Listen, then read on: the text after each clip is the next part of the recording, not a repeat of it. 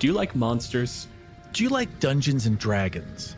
Do you like monsters and dungeons and dragons? Then do we have a show for you. Kill Every Monster is a bi-weekly DM deep dive into every monster in the manual. The first part is a discussion about creature mechanics and lore, and the second half is a one-shot AP where the guest takes on the role of the monster. Each episode of Kill Every Monster is a contained story, so you never have to worry about being caught up or listening out of order. Pick any monster you like and jump right in. For a Dryad episode, Emily Booza talked about how these tree ladies are really just grown-up fairies. Like that concept of there are fairies that are specifically assigned to a flower, like stuck in my head as a kid, and I really remember really loving those. And I feel like the Dryad can be kind of, again, it's a grown-up fairy. It's the grown-up version of that concept of just, you're too big for just a flower. You need a whole tree. I like this accidental idea of almost the hermit crab dryad mentality of like, well, I was born, I had a dandelion, and then all the wisps flew away and I had to move. So I lived in a rose bush for a while, and then there was an apple tree growing nearby, and that was really nice. I love that. I want a children's book of that concept. I want a children's book of that concept now, please. Universe. To find out more about the show and where you can listen, head on over to killeverymonster.com.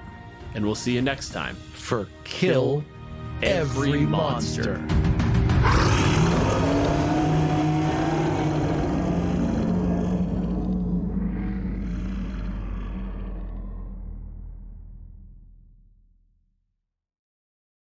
Before we get started, there's a scene in this week's episode where a character uses their powers to manipulate another character in a sexual situation. If that makes you uncomfortable at all, the moment starts a little bit after the 32-minute mark, and if you want to go ahead and jump a minute and a half, 2 minutes ahead, you'll get right past that scene, and it's the only one you really have to worry about this week. I'm sorry if this scene made any of you uncomfortable. I'm hoping this warning will keep anyone else from being made uncomfortable by it. And I hope that you all enjoy the show. Hey people, this is Aram. Welcome back to Godsfall, a proud member of Neon Rival. Join the collective at neonrival.com. Episode 71, Shattered Remains. When we were last at Ani, Lord Haldir Loran had barely survived a power struggle with Chancellor Gringle, only to have his connection with Phryne broken by Eriska. The Jackdaws groped for purpose when Kaslik was stripped from the hive, but they soon found a ready replacement in the tortured and vengeful Brannick. My name is Michael. I'm playing Chancellor Gringle, a 5th level gnomish scribe. My name is Joe. I'm playing Lord Haldir Loran, a 6th level high elf warlock. My name is Carlos Luna, and I play the 3 Jackdaws. Inshova, the 4th level human thief. Kaslik, the 4th level human ranger. Urkov, the 4th level human fighter. My name is Allison. I'm playing Eriska, an 8th level human bard.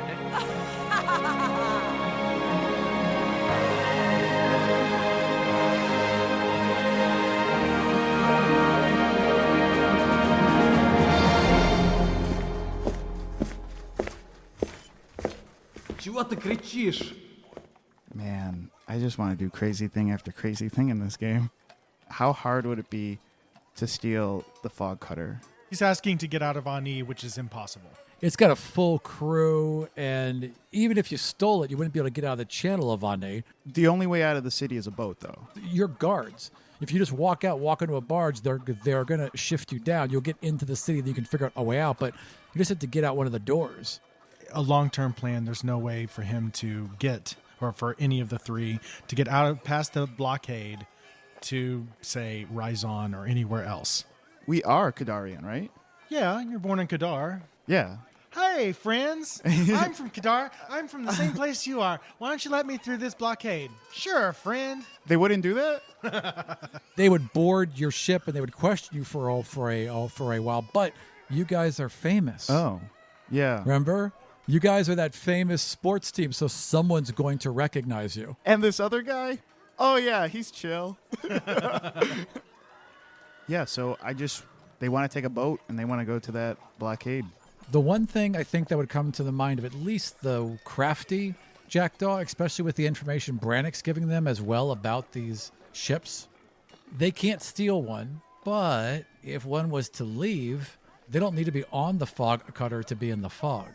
If they were clever and coy and tracked along behind, they could slip into the fog with them and slip through the blockade that way at the same time they do. What about the presents? What are they getting from?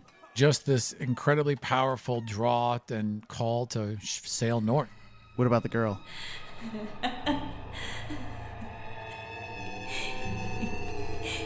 I would say at this point, she's gone. Her mind is snapped. I mean, what she's been through, and then the fact that she's lost all power and she's been left alone in her own mind and in a cell. I think she's just gone. Gotcha. I mean, she could be saved. Look, someone could cast Lesser Restoration on her, and bam, she's back to herself. Okay, gotcha. Right? But I'd say right now, her mind is broken.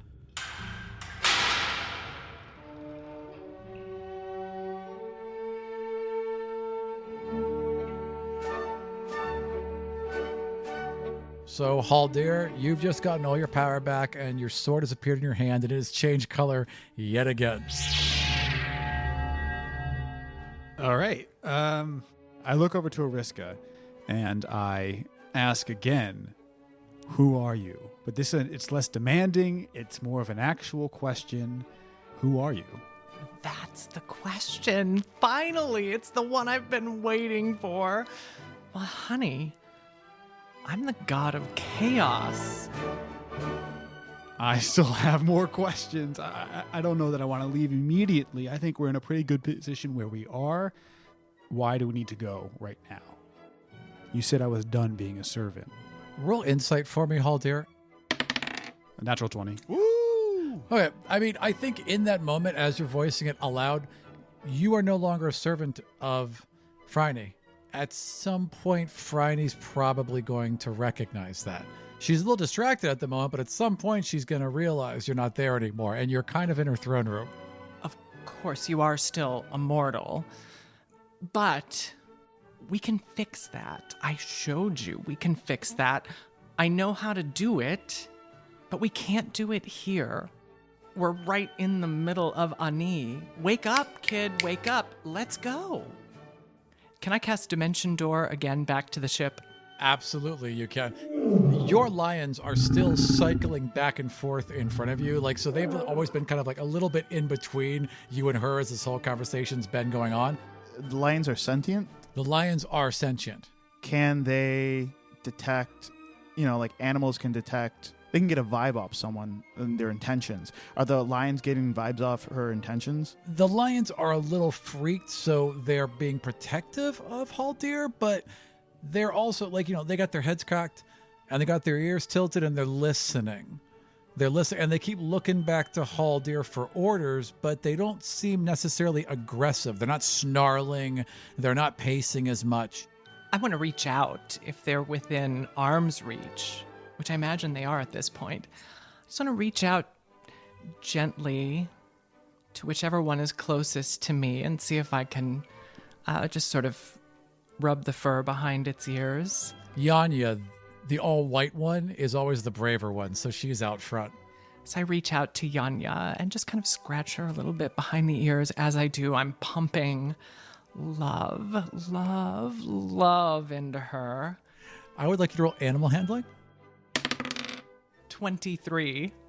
Yanya stops for a second, and she kind of does that thing that cats do where they press their head into the fingers that are being rubbed, and then she immediately shakes her head but arches her back so your fingers go all the way down her back and along her tail. And you see all this happen, Joe. I'm sorry, Haldir. I mean, I'm basically playing myself anyway. The terrible secret is that so am I. Yeah. Just don't tell anyone. Yeah. I look back over to Eriska and I say, it's not that simple. We still need to leave. The gates are still barred. They were not barred by me. They were barred by Gringo. We need the permission of somebody on the council in order to leave. See, I knew you were the clever one. All right, then. How are you going to secure permission for us to leave and begin your path to godhood? She flutters her eyelashes just a little bit. The speaker believes at this point, as much as I can infer, that I speak with Phryne's voice. I am, in her eyes, royalty in Ani. My word will go very far with her. Similarly with Gringle. However, he's currently indisposed. In jail. And in jail. If I ask her, she will likely open the gate. The issue is Phryne. She controls the city. She controls the throne room. If she knows and she realizes soon that the connection's been severed, it's going to cause trouble for us all. As you mentioned, I am immortal. Well then, let's just see if you're worthy of being anything but that. She casts Dimension Door back to the ship. So this glimmering door appears in front of her, and you see as it fades from this glow and just becomes like a window in nothingness, a hallway in nothingness out into the deck of a ship, and there's bright sunlight pouring through it and everything. As I open the Dimension Door, I look to you and say, I'll meet you at the dock. One way or another, I'm getting out of this city. As long as you're loyal to this one purpose, you will have the support of my power. The moment you deviate from it, you will be all alone. She waves her fingers, steps through the Dimension Door onto the deck.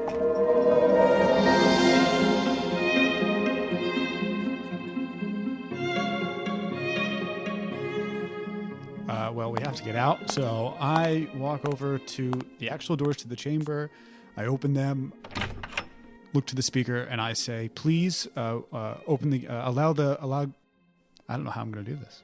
Well, they're all still pretty whammied. Like, their pace, like the second you open the door, they all look to you, and the guards immediately bow their heads, and even the speaker seems to tremble ever so slightly as she nods her head and looks to you for your order. Speaker Tinueth, open the gates for the fog cutter. Open the gates! And the guards are rushing around, and doors are being flung open, and you can hear this scraping noise. And as that happens, the Dimension Door flickers closed behind you, and you, for a second, feel a little disappointed, and then immediately there's a blast of trumpets, and the gates open for your ship.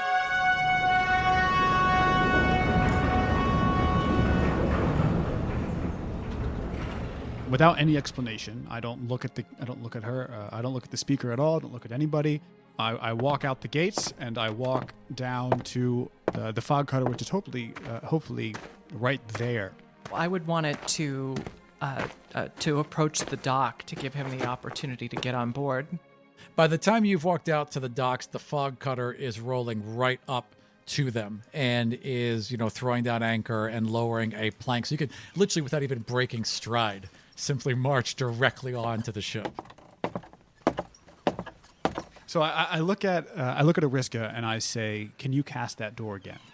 Can you cast it so it is right in front of the gem that was over the throne?" No, because she can't cast into the room, only out of it. All right, but damn, dude, that is cold. I wanted to do that so bad, but Eriska would have no knowledge of that opportunity even existing. So, it's such a good idea. Second too late. So juicy. You mean that huge garish blue thing? Why would I do that? That huge garish blue thing is the Tear of Sito. It is the heart of the city. It contains the powers of a god. So you're trying to take it, or you're trying to destroy it, or what are you trying to do? I want to take it. You want to take it? Or else destroy it. Whew.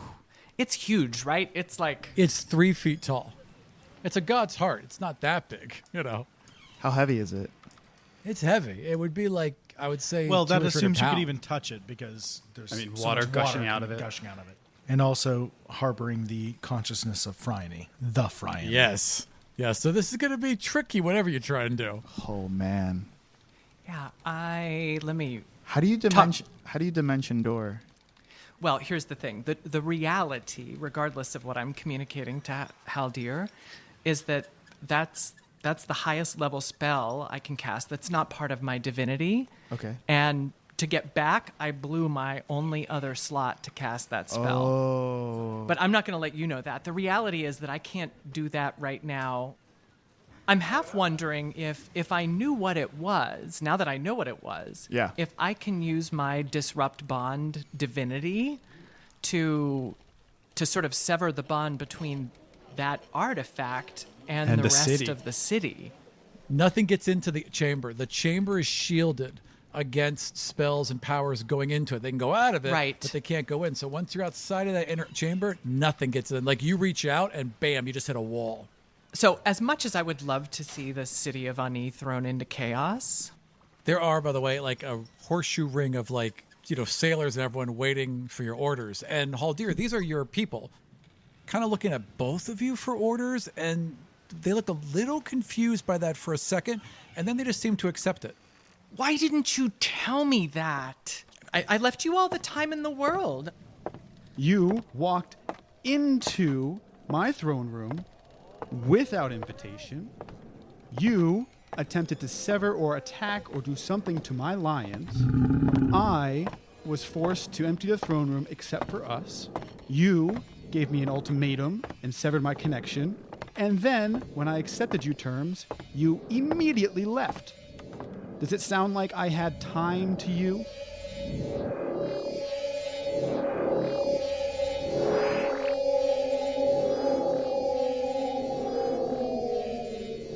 You guys, I assume, have made your way to the upper ring now and are peeking out the door to see what's going on. Yeah. You would see the fog cutter.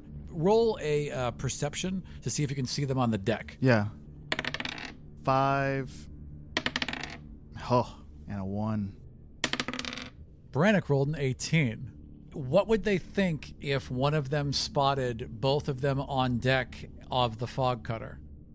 So Brannick spots them both and shares it with the other two. Brannick has been a great source of information.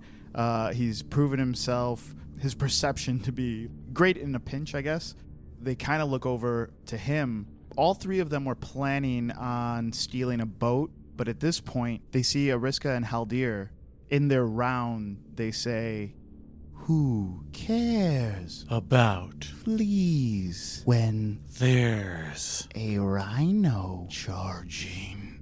Their idea would be to take a boat, like a small boat, and attach themselves to the fog cutter. Be with it at the same, like in the fog with it, like disappear with it. If you guys there's only barges except for that ship, but you guys could take barges. You're going to be traveling in that canal for some time. You can, at some point, the ship's going to break, but it's going to have to hit like several locks. It's going to take time to get from things to things. So there's going to be several opportunities for you guys to grab a boat, especially when you pass through the center of the canal and there's just boats everywhere. So what are you looking for and what's the plan? We're looking for some type of small boat that maybe a fisherman uses. And basically we want to row into the fog, get to the fog cutter. Two of us have already been on it. So we know what the layout is, and we know that where we can tie a rope to it or we can somehow link to it. There might be an anchor on its side that's already pulled up. We just need to get close enough to tie off to it or just maintain the same speed, especially because if it's a canal, they're going really slow. In the canal, it's easy because basically all the ships in the canal just enter that water current and the current takes them down. As long as you just stay in the current, you'll be carried at the same speed of them. Oh, okay. Now, once you get to the front gates and are allowed out through the front gates, assuming you're allowed out through the front gates, they're going to put up their sails. So the timing will be very critical if you're like in a small boat that's only a rowboat. There's a final gate out that always has to signal traffic through it. But again, if it's the Lord Haldir Loran, and frankly, the God of Chaos has the ability to look like other people. She can disguise self quite easily, so she could just be Phryne. There's ways where they could easily get out. But how far away from Ani is the barricade from? It was like a day's travel until you hit the Kadarian barricade. Yeah, so they're far. Yeah. So they would need to make their way out. They can't board that ship, though. Not with both of them there. What is outside the walls? Ani is a grand city kingdom whose surrounding fields and hills vanished beneath the King Sea after the upheaval of the Gods' War.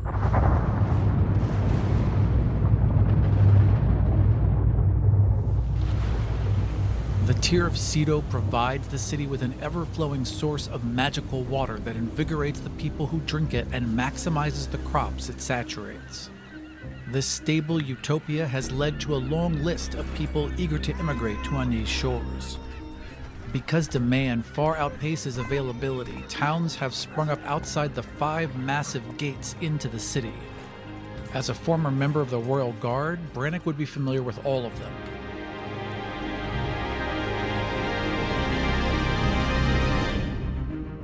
Port Duma sits at the most southern part of the island.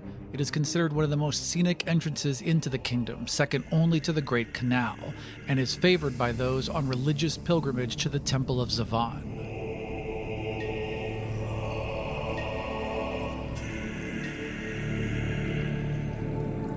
The busiest of the outer cities, Port Marquez has a single purpose: to import, store, and distribute as much food as it possibly can.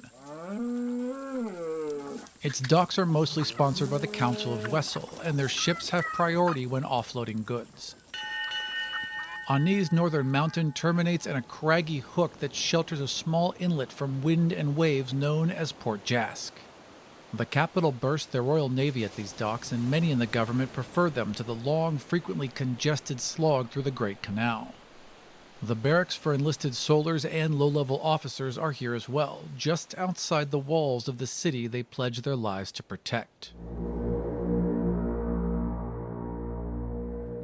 Half of the bustling city of Port Tardis is comprised of docks. They sport cavernous warehouses that sit right at the water's edge, many outfitted with sparse living quarters for their workers above. There is no boardwalk that connects them all, simply clusters of long piers owned by the various houses of Brennus that sponsor them. Competition between these houses is fierce and results in Tardis offering the lowest import tariffs of any of the port cities. Port Paya is easily the largest of the port cities, though more than half of its land is reserved for grazing.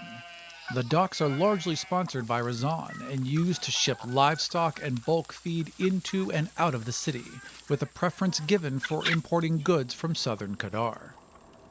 At the entrance to Ani's Great Canal is a box of stone walls and towers that loom 100 feet above the waterline, called the King's Cross. A section of stone bridges float above, held up by narrow arches that seem to defy gravity. Hidden inside this fortress are twin spill gates that can be activated at a moment's notice, sending thousands of gallons of water crashing below.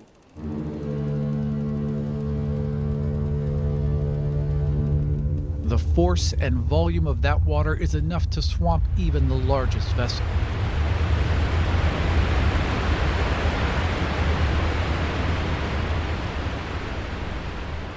I mean, like, would someone come after them from that, or would they just, like... I mean, they're dressed as guards. If they just walked, I mean, there's guards passing in and out of Ani all the time.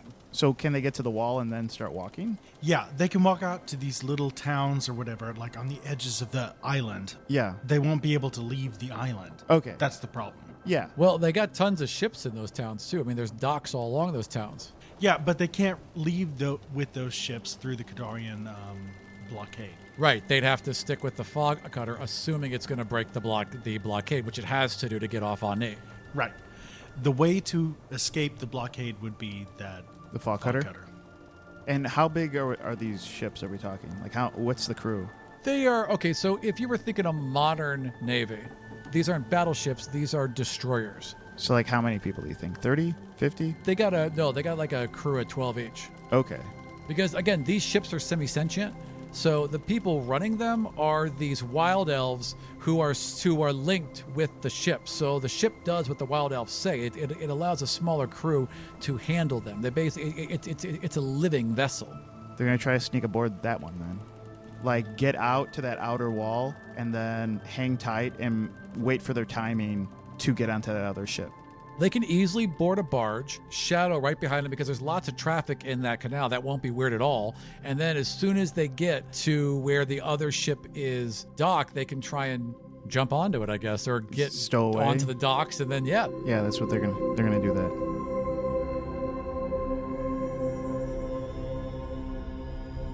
I look to Haldir and say, we're going to have to work on this relationship. And then I look to the rest of the crew. You recognize Lord Haldir Loran. He's working for me now.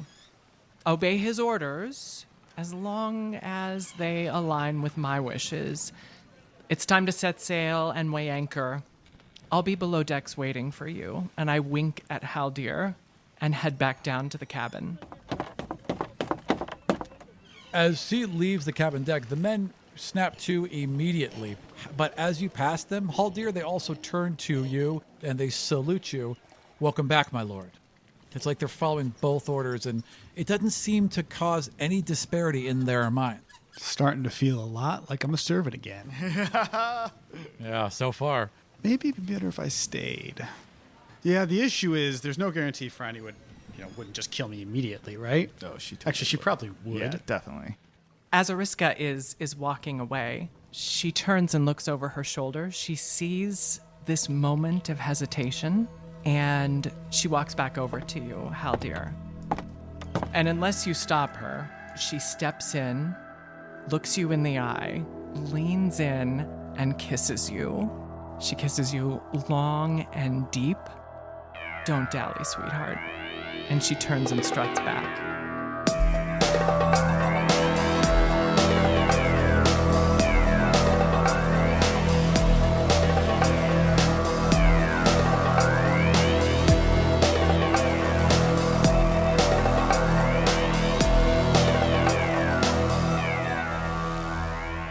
So during that kiss, because I understand from what you've mentioned, I think not on the podcast, that elves are generally sensitive to skin touches. Is there anything that I felt there with the connection? Anything that I could ascertain about who this god of chaos is? Anything when that occurs? I would like you to roll perception. No, I'd like you to roll insight. 15.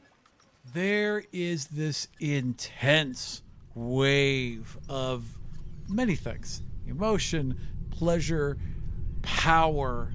While I'm not saying that she's an honest person, but I'm saying that this moment is honest. And then for a second, you see the Union in the middle of the void. And you see the world storm raging behind it. And you see through the world storm, and you see the god of chaos, the true god of chaos, who is still trapped within that world storm. And then boom, you're immediately back in your own moment, and her lips part from yours. I would have recognized the true god of chaos behind the Union. Even if you didn't know exactly what this giant crackling energy of a woman was, you know it's the god of chaos, the old god of chaos. Do I know what her motivations are? Right now, she's just consumed with rage because she's trapped within this world storm. So she's this frothing ball of rage, and that's all that you know. So the god of chaos previously tried to destroy the world. Well, in a way, yes. Yeah, basically. Make it better. Yeah, make it different. And do I know that? Do I know that was the cause of the world storm? That was the cause of the battle between the gods? No one knows that. No, we do. Well, you guys know, but I mean, look at 4 people know. 5, 6 people know. That's it. 7 people know. I start yelling to the crew, hoist the main sails and blah, blah, blah, other ship-related things. Something involving jib. Something, yes. And so the ship starts to move.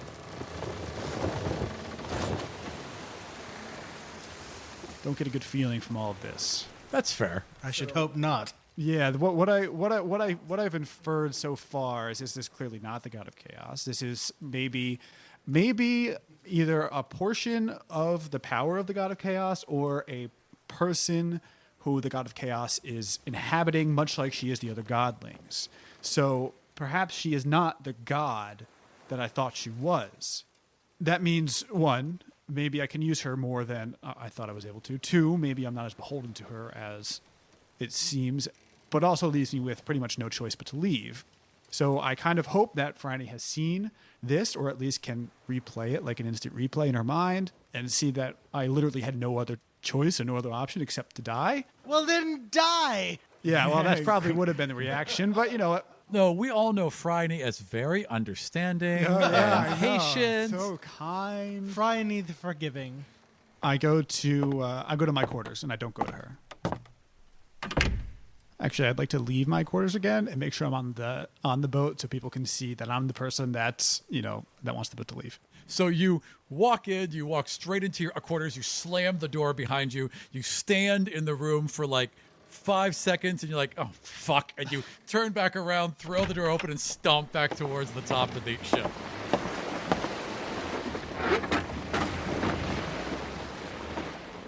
How many of these little boats are around? There's just 4 of them sitting right there. So what do they have? They just have themselves, huh? That's it. They got them. Yeah. I would like you to roll a die 4. Oh, shit. Because you're going to pick a barge, right? So I'd like you to roll a die 4. 4. So you're walking towards, I assume, the nearest barge to wherever the ship took off from. Glancing at each other, and you're clearly like, you can't just stop. You got to keep moving because there's so many eyes. You have to look like you're purposeful. So you can't break that stride, but you're kind of like not quite trying to figure out like, what the hell do we do? Like, we've gotten to this point, we're almost there, but like, how do we finish this final piece? And as you're walking up to the docks, the postman, I guess, with the guys with the poles, so the polemen, the ramps are already lowered. They're just lowered and waiting for people to walk on. So they glance down, they go back to their poles, and one of them looks back and elbows the guy next to him and points. He's like, look, it's Team Jackdaw. Oh. Well, it's like Team Jackdaw and someone, but Brannick's had his hair cut. He's not covered in blood anymore. Not everyone would exactly know who he was, so they may just assume that they rotated out a player. Hey, they got a new guy. That guy's even bigger than the other one. Hey. And so they're kind of excited. It's like, oh, hey, Team Jackdaw. And like, what are you guys doing? And what are you here for? Are you here for a contest? The big guy would look over at the thief, and the thief would look over at him, and then the thief would just move his eyes up, and as he sees, like he looks up at the guys that control the levers.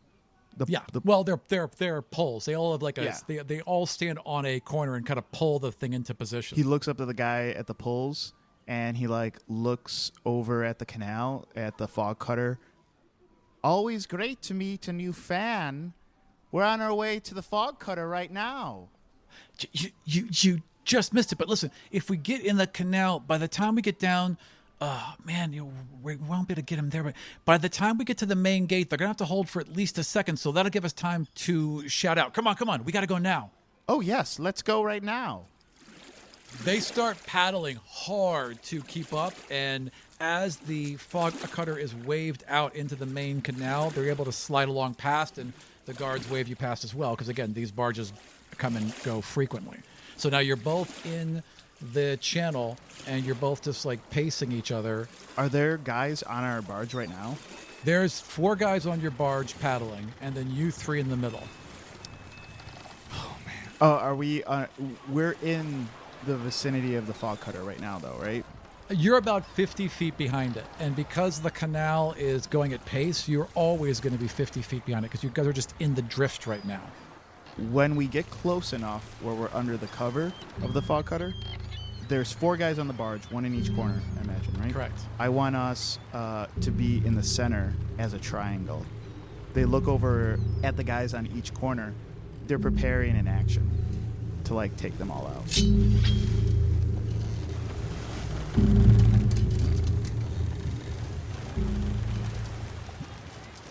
If Haldir hasn't shown up in about 10 minutes, what was the name of that poor boy that you beat the hell out of?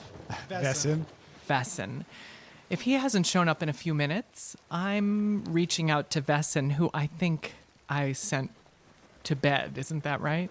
In fact, he's just down the hall. Yes. Yeah, so I'm reaching out to him, summoning him, and I'm asking him to bring along a friend, if there's one on the way, another member of the crew, perhaps a female. So a few minutes later, there is a knock on your cabin door. Enter. The door slowly swings open. Trembling Vessen enters with another cautious-looking wood elf, and they both step in. And Vessen's like, and he kind of waves towards here, and he's like, we're here. That's a good boy, Vessen. Good. So good. Shut the door. He closes his eyes and squints just a little hard and turns back and pushes the door shut behind him. Did I mention that she was in bed at this point? So as Vessen closes the door, Eriska tosses off the sheet, steps up. She's completely naked, of course. She walks up to Vessen and closes in on him. What's his reaction to seeing her approaching him in this way? You have this radiance of power, and the second, the closer you get to him, the more he's just falling into that web and the power just washes over him. So utter terror, but at the same time, utter wonder. She reaches out with her hand. She sort of traces her nail across his cheek and his jawline. I like you, Vessen. I like you.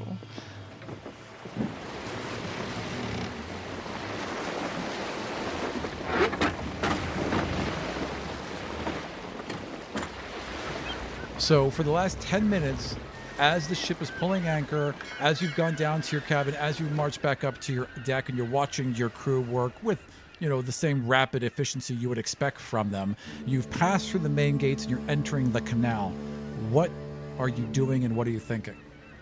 I'd like to, once again, for the second time in the day, analyze what kind of powers I have. I would like you to roll a wisdom.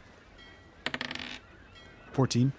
It takes you a while to reestablish, but you recognize that, again, you have all the powers you had before. You can call your sword whenever you wish. All of the warlock spells and abilities. Again, it's like someone turned down the dimmer and then turned it right back up, and your powers are there. They feel a little more available. You feel like you've been let in just a little bit more. And it plays with you a bit because there's this dancing chord of chaos, and you are a man who likes to plan. You are a man that likes that things to happen in order with precision, but there's this kind of thrill when you're at a tall balcony. You're like 3, 4, maybe, not too many stories up for it to be scary, but enough stories for you to glance down, like maybe 2 stories up, or you're at the top of a staircase, and there's that voice in the back of your head. Jump. That's what it feels like, but it's thrilling. It's not scary. I mean, it's a little scary, but it's really thrilling. Okay, that's interesting. All my spells, I feel like, are the same, including the new one. Absolutely.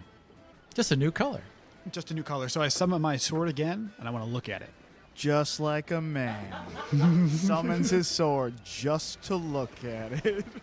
So you're standing in the middle of the deck, and there's a nice breeze rolling now, and your ship's proceeding forward, and you feel the most in control and the most at place that you have felt pretty much this entire time. You summon this green scimitar of energy out of your right hand, and it crackles. Your lions lay at your feet and kind of overlap over each other, and they're starting to get a little bit tired, and this is how they're signaling it to you. But for that moment, all of your power is centered in this place. So you take a deep breath, and you feel powerful. So my lions need to eat. Are the lions still awake? I thought they were only awake for an hour. We've been on this It's been about an hour.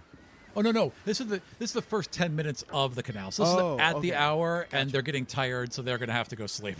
Well, they have to go to their magical hunting grounds and eat. Exactly. Right. I think they need to. Do they need to eat when they're outside as well? They just need to eat when they return home.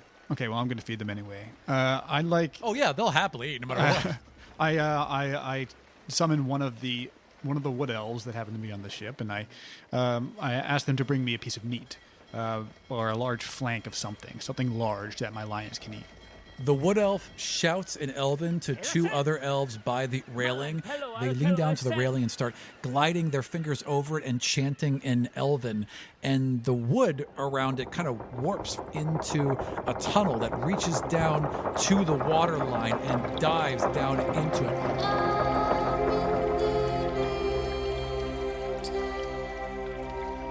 A burst of water shoots up through this tunnel, and a couple carp are just dropped onto the deck.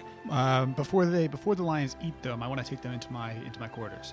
They walk over, hand the fish to you. The lions clearly want the fish, but they're very well behaved. So they kind of like, they give you a couple plate of whales, but they're following along, and now they're very much cats. Like their tails are up, and they're just kind of pouncing along beside you, and sometimes reaching up and swatting a bit. You're like, no, you know what I mean? And they're following you back to your quarters. I need to go someplace private. Let's say whatever my ship's mate's quarters. I don't know. The second in command, would he have one? Yeah, the XO would have his own. It'd be a much smaller Grandmama's room, obviously. sitting room. Yeah, let's go to Grandma's sitting room. That's perfect. That was on her ship. No, she also had a sitting room in every ship. Oh, that's right. She has a sitting room in every ship? Well, Yeah. Grandmama. Yeah, I think so. Yeah, in every these are living ships, so in every single ship there'd be an Astor room somewhere. So yeah, you throw open you count the doors, you throw open the second one, and there is this well-appointed small room, but filled with Astors. So I walk in, and I close the door behind me with the lions. I take one of the fish, my left hand, I throw it in the air, and I slice it before it hits the ground with the sword. Cuts right through it, and it sears the wound as it crackles through. These two halves of fish fall to the ground, and both are sizzling at the edge where they were cut. I have always wanted to have a lightsaber. Then they can eat their fill, and that's fine. I stay down there for at least a little while, meditating until I leave. Until I don't know how long does it take for the canal to reach? You've got a couple hours until you reach that main gate. All the furniture is wood, and the table in front of you forms two wooden cups, and then tea simply drains in through the bottom. Is there a way for me to train during this time? Can I practice my swordplay? Can I practice my wizardry?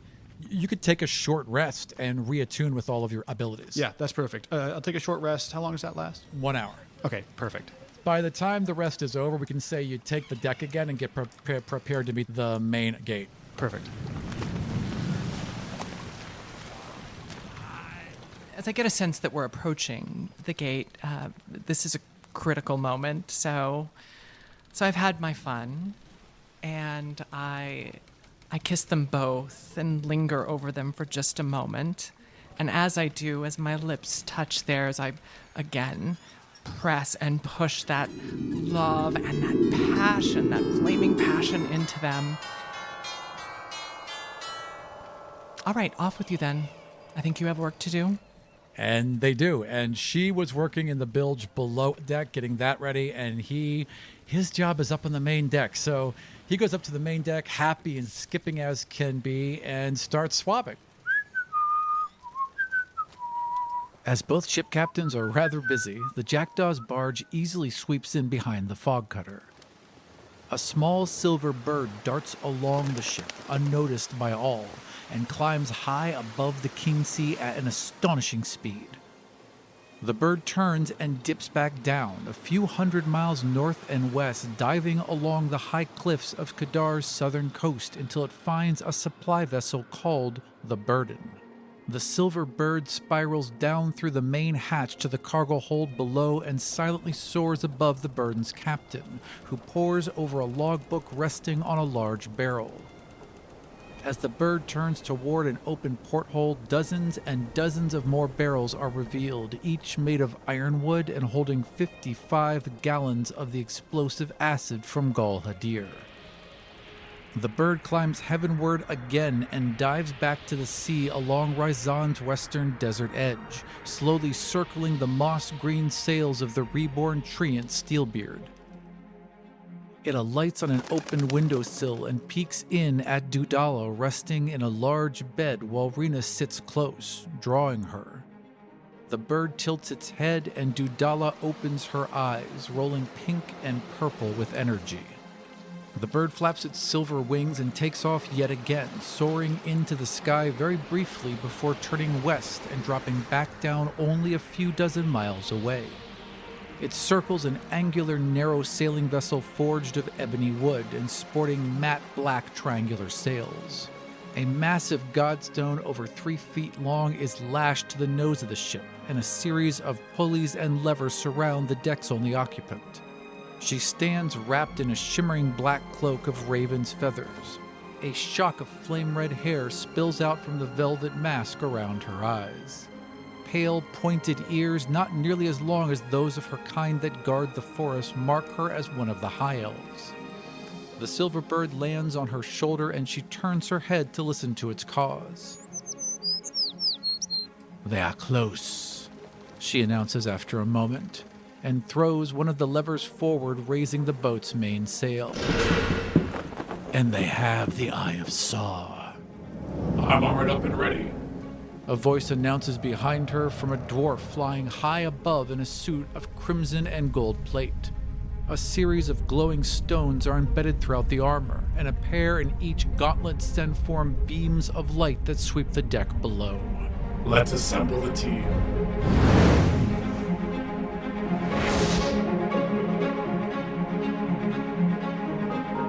Thank you for joining us for episode 71, Shattered Remains. For my DM's notes on this episode, including complete stats for both the Warden and the Raven, check out patreon.com/godsfall. For more information on all of our current and future shows, check out our new podcasting collective at neonrival.com. And as a final note, if you love the show and have yet to pick up a Godsfall World book, you still have a short window to reserve a print copy, and PDFs will always be available at worldbook.godsfall.com. Your support makes everything else we do possible, including future stories and adventures in the world of Calgun. So thank you for listening, and we'll see you next time in the Five Kingdoms.